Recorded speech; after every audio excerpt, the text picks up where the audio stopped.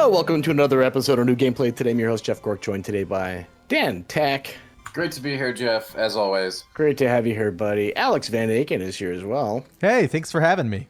Oh my gosh, I really, literally couldn't do it without you, because I don't know how you do any of this. Dan, what are we looking at? So this is called Loop Hero. Loop Hero. I know. It was unveiled at the Video Game Awards. What are the TGAs? The VGAs? What is it now? The Game Awards. The Gamies. It was revealed there, but I think it actually existed in like some very interesting demo itch.io state prior to that by developer 4 Quarters. You're telling me this game existed in an itch.io form? I think so. Because I think I downloaded it and found it after the. Anyway, we're getting way too into the weeds here. Anyway, this is a game about going in a loop, hence the name Loop Hero. Going in a loop. Okay. Now that may not seem very exciting, and if you'll take a look at the graphics, they might not do it for you either. Be clairvoyant, Dan. But I would ask you to sort of think back to modern day roguelike deck builders like Slay the Spire, and also not the most graphically intense project, but a lot of really great cool ideas that are fun to play.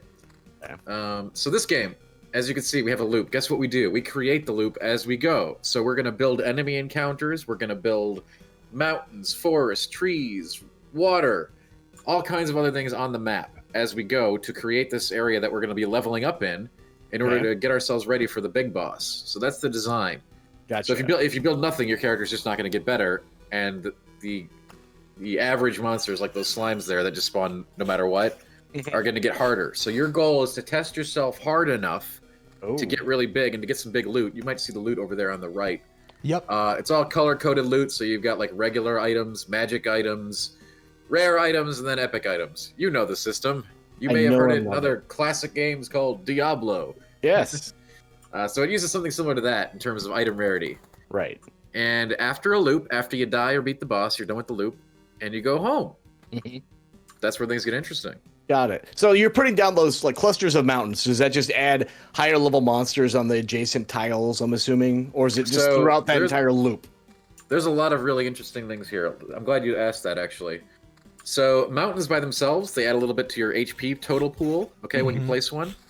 But let's say if I take 6 mountains together and put them into a block, or 9 actually, 9 mountains together in a block, it'll create a mountaintop, which will spawn harpy. The game doesn't tell you this. Okay. You just kind of have to figure this out by putting different structures together in different ways. But after you learn that, you'll be like, oh, I can make a mountaintop, which not only gives you the bonuses from health, but will also spawn harpies periodically to attack you on your route. You may have noticed killing this crap is giving you cards, right? You select the deck and your hero before you come into the stage. Yep. So we're playing the warrior now. It's the one you start with. It's the default, but I've also unlocked the rogue and the necromancer, which are different play styles that you can select from, and then have different item slots available. You'll notice that our warrior doesn't have like some of those slots available to put stuff in, like the boots or the helmet or any of that stuff. He doesn't have those spots. And I've jumped ahead in this same loop. We're just about 5 minutes into that loop now. We just switched to. So as you can see, now the warrior has a chest piece equipped. He's got a ring equipped, and you're going to start seeing more things happening in the loop now that we've placed more cards down. Gotcha. So you'll make your deck, and the deck has something called gold cards too, which you can only have one of in a deck. And you get those by making special buildings in your city. So there's meta progression and rogue lightness to this game. So you're always advancing your big city. There's a big picture kind of view. You're getting these. If you look in the top right corner, Alex has like 1 stone and like a couple of wood and some other stuff. Now you'll take back a percentage of that every run if you die, or all of it back if you don't die on the run. So those are what you use to build up your city, and the city offers you new card choices and all kinds of other fun stuff to bring into it that make things easier, like a crossbow turret that'll sit by your base and shoot anything that's near your starting tile. That's cool. So you can plan out your loop, like I'll put up some monsters right next to the main base so that the crossbow guy will shoot them. So we just unlocked a chest that has some new loot. That's actually a major upgrade for this character. So that's what we're doing right now. So yeah, there's a lot. So basically you're building a loop for your hero to go through. And if you look all the way in the top left, Jeff, you'll see the day timer. There you go. basically monsters spawn when that timer's done, and you'll also get various day-to-day effects. But the one we're talking about, the bar I'm talking about here, is the one below that. Once you build enough stuff on a map, that's when the boss will spawn. Okay. So that's the bottom bar. And like, do certain combinations of cards increase that meter more, or is it just like spam a certain amount and it's fine? Certain cards do increase it more. Okay. So like the mountains and the trees and orchards, that little stuff that you're meant to put on the side of the loop, those aren't going to increase your meter as much as major buildings that you put inside the loop, like these groves and spider summoners and other things that he's been tacking onto his main path here. And then there's all sorts of like auxiliary buildings. Again, you're building your deck. It's play it your way, baby. So you got to come up with all kinds of different combinations of things to do. Like maybe your deck doesn't even have mountains in it. Maybe you don't need those HP boosts. Outrageous. I'm currently playing around with a deck designed around. So with the gold card, like the Ancestral Crypt, which you won't unlock till later in the game, it lets it so you do not get any armor, any bonus from wearing armor HP wise, but every creature you kill with a soul gives you 3 permanent max HP. Oh, okay. That's cool. That sounds like a lot of like, noodly stuff for the brain, right? But then I have to like consider which enemies do I put in the deck. I don't want to put slimes and stuff or inanimate creatures in there because they don't have souls. So I'm going to try to create my deck around monsters that have souls and monsters that spawn monsters that have souls and try to like, jack my HP up like crazy through this other kind of methodology, right? And there's all kinds of stuff interesting. Like this. That's just one example of the many different ways you can tackle the loop. And also you can see Alex is playing on 1x speed up here. Yep. I generally, you're going to want to put it to 2x speed. Yeah, you'll see a little later in the footage, I realize you can do that, and I highly recommend that. It does, I agree. Cork, you're probably looking at this with this look on your... I can't see Mr. Cork in real life right now, but he's probably like, oh, this is one of those Dan things, isn't it? But very handsome at the same time. Yeah, absolutely. But I trust me, this game, like, it doesn't look like much. And the first time I played it, I was like, okay, wait a minute. Yeah. Right? Yeah. Right, and I understand that it is not the most aesthetically pleasing thing on the eyes, but the ideas and concepts in it are actually pretty fantastic, and I can't wait for the full thing to hit. Yeah, plus you did say something that like instantly piqued my interest. Tell me more about this Necromancer class.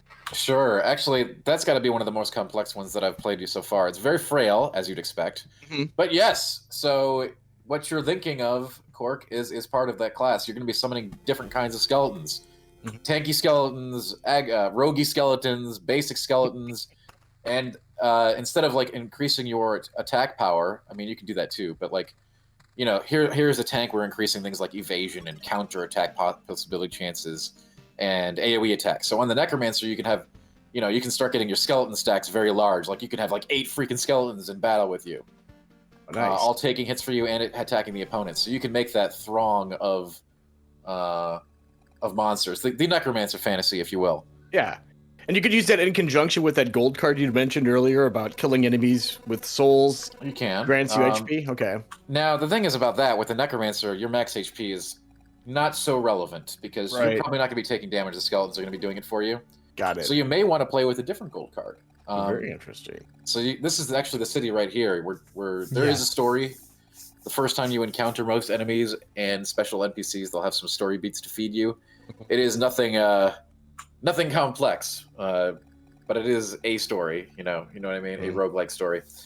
And you'll get different plots of land here that you can put different buildings on that have, that unlock cards or give you permanent effects, like, hey, potions to bring into the stage at the Alchemist, for instance.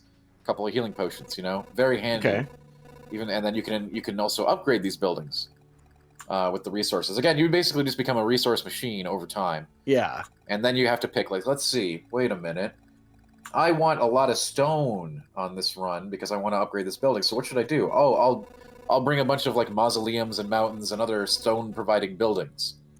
Or maybe you'll like be like, oh, I don't know what I need exactly, so I'll take these ruins, which can give me any amount of rare resources.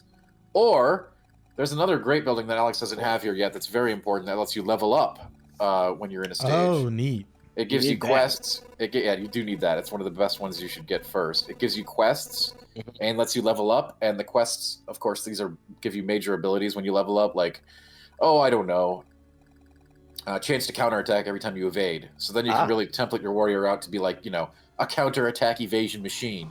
Got it. And that'll make you, handle the level much more easily. But there's all kinds of stuff like, let's say your run is, you're not going to do very well on the run, but you want to get out there with some loot and you level up, and it's like, oh, a 20% chance to, instead of receive a shard of a resource, to receive a full resource.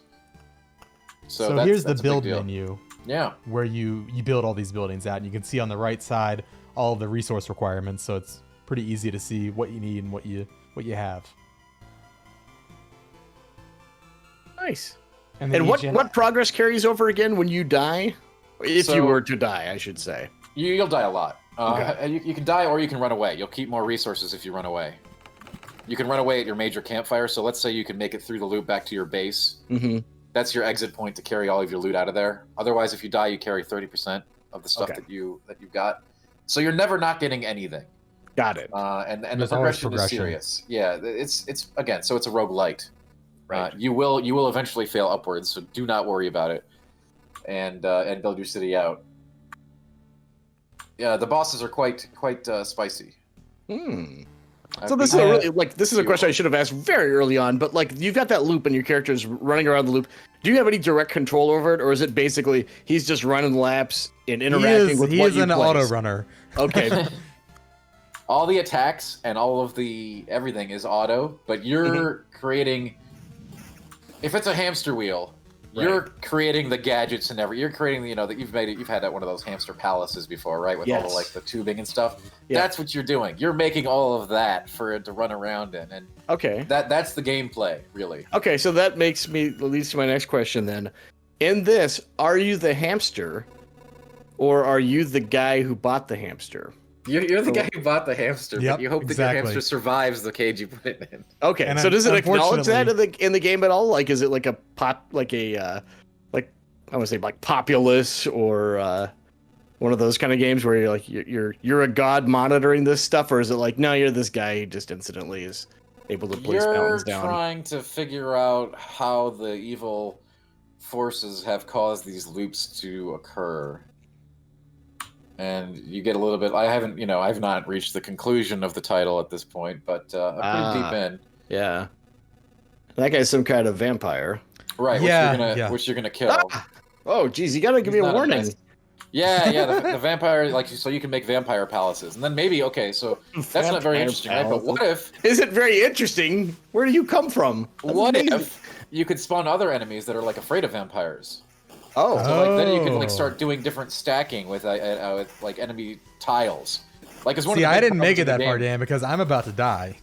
One of the big problems in the game, Cork, is that your tiles can start getting super stacked. Like if you put a vampire place next to a wolf place next to a spider place, they'll all be on the same tile and kill you. So you want to try to create biomes that are unfriendly to each other, so you don't have to fight one monster at a time. Gotcha. Well, shoot, there goes your death for you. When is this thing coming out? This year. This year. Indeed. I'm assuming personal computer. Is it coming anywhere else? I think PC is the only announced platform right now. But I would not be surprised to find it on pretty much everything, including mobile, you know what I mean? Just imagine you're on the go with a jeweler's loop so you can read this text on your Nintendo Switch. There you go. Bye. Wow, that person was really good at playing that game. Those other people were really good at talking about it, too.